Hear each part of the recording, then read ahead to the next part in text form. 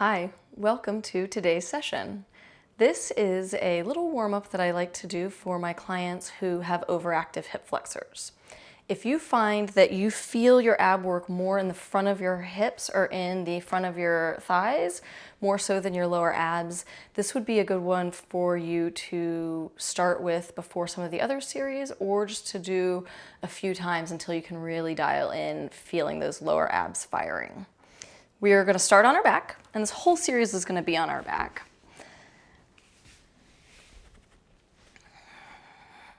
I want you to start in a neutral pelvis, so you're going to have the tailbone heavy. You can measure your hip bones and your pubic bone, and you want the two hip bones and the pubic bone to be even and parallel to the ceiling and the floor. That means you'll have a little bit of space under the lumbar spine, and that's okay. You just want to make sure that you're trying to keep your front ribs heavy and you don't have this arching happening in the thoracic spine or rib cage. So you will find that neutral pelvis, have that little bit of space between the lumbar spine, keep the ribs nice and heavy. And this whole series we're going to do with the hands behind the head, elbows wide. So for me, I don't have the fingers interlaced. You just want to have gentle fingertips behind the head to offer a slight cradle there. And you want to have the elbows visible in your peripheral vision, not relaxed flat on the mat. So in order to get there, I draw my shoulder blades down the back and my ribs in, and my elbows just float right up into my peripheral. Once you've found this position, you're going to start with just some simple leg floats off the mat. So you'll take a nice deep breath in. And as you exhale, think about widening the lower abs, keeping your neutral pelvis, and just gently peel your right foot off. And you're not going very high. Inhale, place it back down. Exhale, flatten the lower belly. And just gently peel that right foot off. And as I'm doing this, I'm trying to find the lower abs widening and then a sense of engagement between the bottom of the rib cage and the top of the hip bone on that side that the leg is lifting. If you're getting it high enough that your quad or that front of your leg is firing, you've gone too high.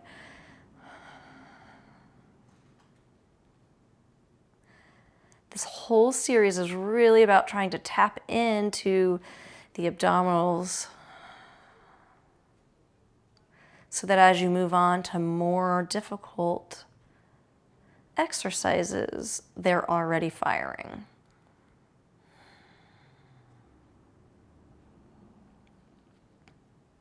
And you're going to go ahead and switch legs. So again, you inhale, don't move. Exhale, flatten the lower abs. Stabilize the pelvis as you peel your left foot off.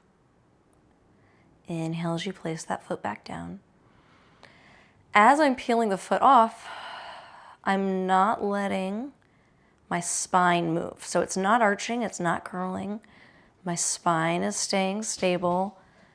And my leg bone, oh, hi, Peanut. My leg bone is moving in the socket as I peel that foot off.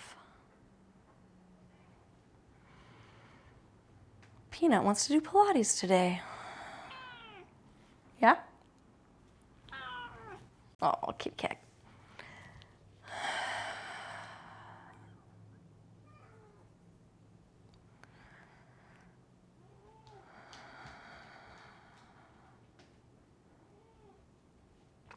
Okay. We're going to need you to move so that they can see my leg. Thank you. Now,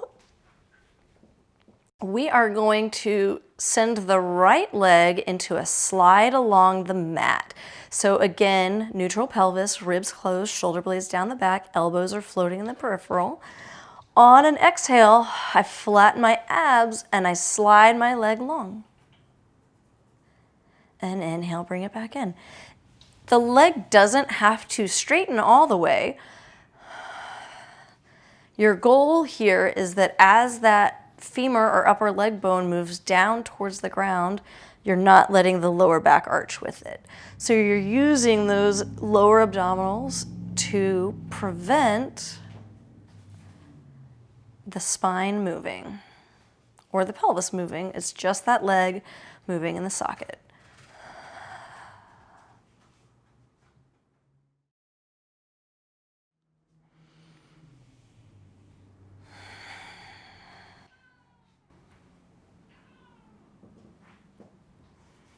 And other side. Exhale as you slide that left leg long, and inhale as you bend it up. I'm trying to find that space between the bottom of the rib, top of the pelvis, staying connected, preventing any arching or curling happening in that lower spine.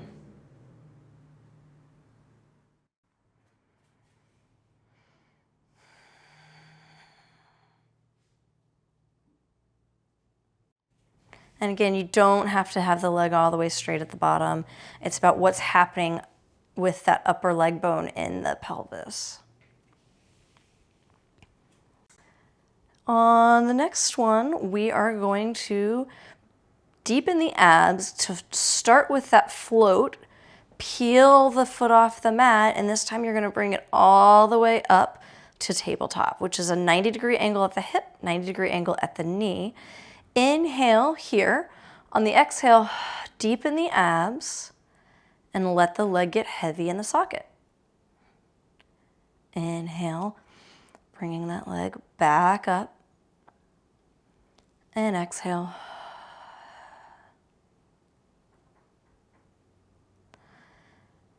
And as with the original exercises, we're trying to connect bottom of the rib, top of the pelvis. Don't let that space expand as the leg goes down. You're really using the abdominals to hold on to the space between the ribs and the hips, and then the leg just gets heavy as it lowers. And so this is all trying to help you find how to fire these lower abdominals as you're moving the leg bone in the socket and not holding on to the hip flexor here. Go ahead and place that leg down. Inhale at the bottom. Exhale, deepen the abdominals. Slowly peel that foot off like in the beginning. Continue the float all the way up into your tabletop. Inhale. And exhale, let that leg get heavy. Inhale, bring it up. And exhale.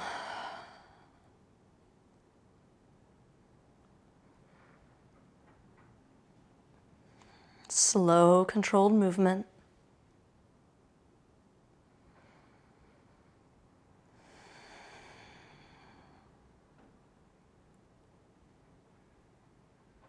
Trying to find the connection to the abdominals, not the front of the quad or the hip flexor. So you're not feeling anything in this front line of the hip and leg. And place that foot down. Returning to the right leg, same thing where you peel off using the abdominals to stabilize, float it all the way up into that tabletop, sending the leg out into an extension for these. Inhale and exhale, deepen through the abdominals as you extend the leg out.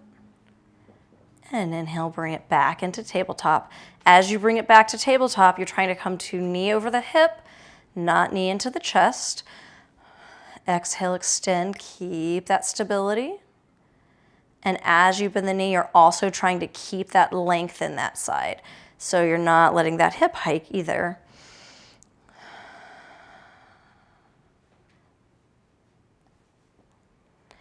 Same as with the slides, if you can't get your leg all the way straight and stay out of the hip flexor, it's fine. You can extend to a slightly bent knee. I am doing this whole series to learn how to have the proper placement, have the proper movement of the leg in the socket. It's not about being at full extension.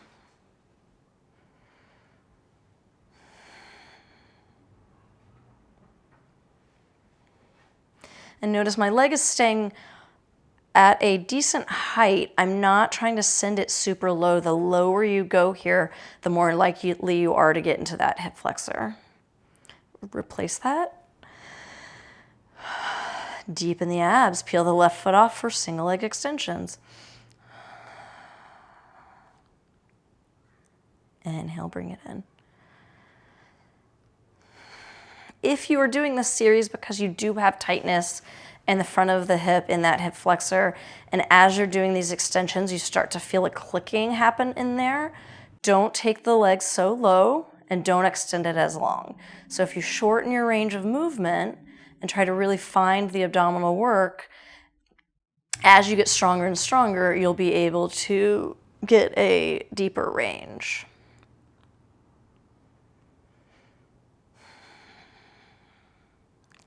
Keep going with that. I'm going to do one more on this side, and we're going to switch gears. Place that foot back down, and now we're going to add a curl of the torso in the center. I want you to think about the bottom of the rib pulling towards the top of the pelvis and your sternum reaching to the ceiling. So we're not curling up and trying to look between our legs. We're trying to go straight up, and the movement is not happening from our head and our neck pulling. It's happening from the connection of the abdominal muscles. So find the tailbone heavy, neutral pelvis, ribs are closed, elbows on our peripheral like we set up every single time. Inhale here, exhale, flatten the lower abs, and then draw the ribs towards the pelvis and curl sternum to ceiling. Keep the connection of the rib cage as you lengthen down. You don't get to lose it all at the bottom. You stay connected. Exhale to curl up. Inhale down. Flatten the lower belly as you curl.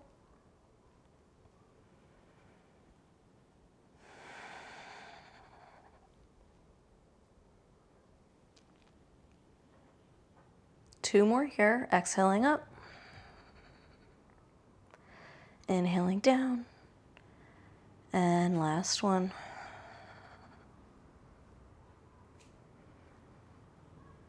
Finding that float of the right leg, deepening the abdominals, keep the reach through the right hips so that you don't shorten the space between the rib and the pelvis. Everything stays long, leg is in a 90-degree angle at the hip, 90-degree angle at the knee.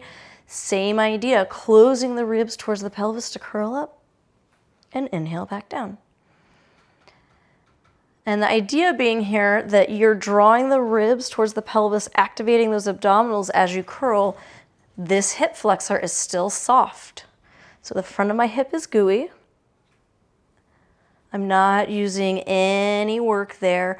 I'm not curling the pelvis as I curl up.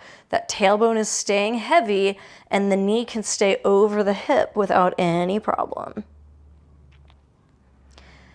If you notice that you're pulling your knee into your chest as you curl up, you're probably moving from the wrong spot as well.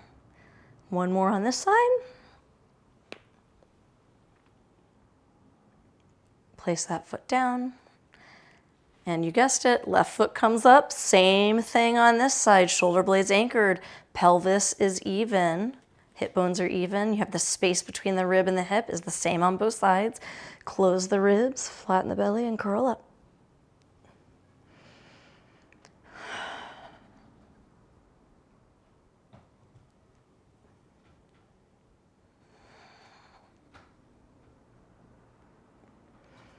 So the same idea applies. If you notice that the knee is pulling into the chest, or that you're curling that whole tailbone off the mat, you're probably cheating and using those hip flexors more than those lower abs. By this point in the series, all of the space between the belly button and the pubic bone should be awake, if not burning. Place that left foot down. Last thing we're going to do here is both legs in tabletop. If you have any lower spine issues and you don't want to do both legs in tabletop, just do curls in the center with both feet down again, just to kind of bring everything back to center since we've done a lot of single leg work on this series. So setting everything up, deepen the abs, right leg comes up to tabletop. Take a deep breath in, exhale, deepen those abs again. Peeling that left foot off, So you can try to get that left leg up. Nothing's happening in the quads, nothing's happening in the hip flexors. Lower abs are firing just by holding these legs in tabletop. Take a deep breath here. Exhale, flatten the lower abs, close the ribs, sternum to ceiling. I currently have my legs hip width apart. If you want to squeeze them together, you can, but you don't have to. And then another little idea, if you're very tight in the hip flexors, is you can have feet together, knees apart, and that might help you release those as well. Same idea with a single leg. You don't want the knees pulling into your chest, and you don't want the pubic bone and tailbone pulling up off the mat. 2 more here.